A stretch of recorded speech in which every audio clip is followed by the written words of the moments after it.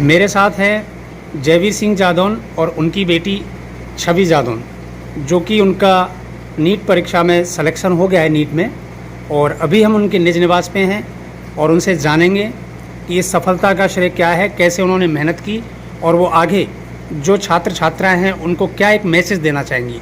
तो सबसे पहले तो हमारे चैनल के माध्यम से आपको कॉन्ग्रेचुलेसन एंड और बधाई एक्स्ट्रा।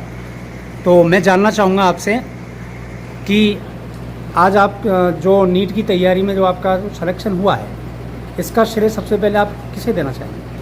सबसे पहले तो थैंक यू।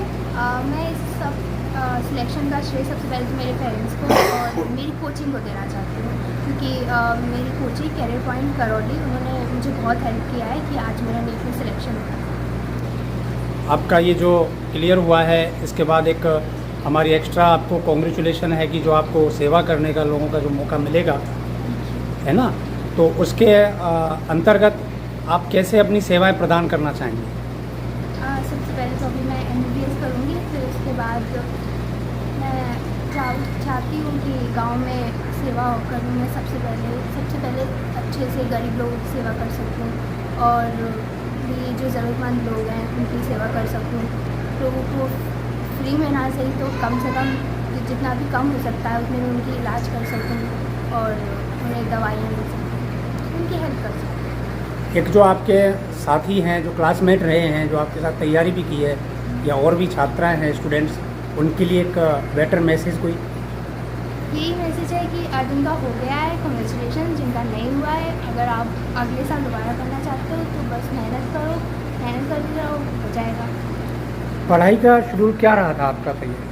शेड्यूल तो यही था कि मेरे पास और कोई काम नहीं पढ़ाई के अलावा, मैं सारे दिन जब भी मतलब नॉर्मल काम के अलावा मैं सारे दिन पढ़ाई ही करती थी, क्योंकि अगर आप नीट जैसे कम्पिटिटिव एग्ज़ाम के लिए प्रिपेयर कर रहे हो तो आपको नहीं तो भी 12-13 घंटे तो पढ़ाई करनी ही पड़ती है, और जितना मैं हो सकता था उतनी ज़्यादा ही पढ़ाई करती थी। कोचिंग वगैरह कहीं और सेवाएं? हाँ, कोचिंग जाती थी ना, सुबह 8 बजे मैं कोचिंग जाती थी और लगभग 5 बजे तक मैं कोचिंग में ही रहती थी, तो इसके बाद घर पर आकर भी पढ़ाई करती थी।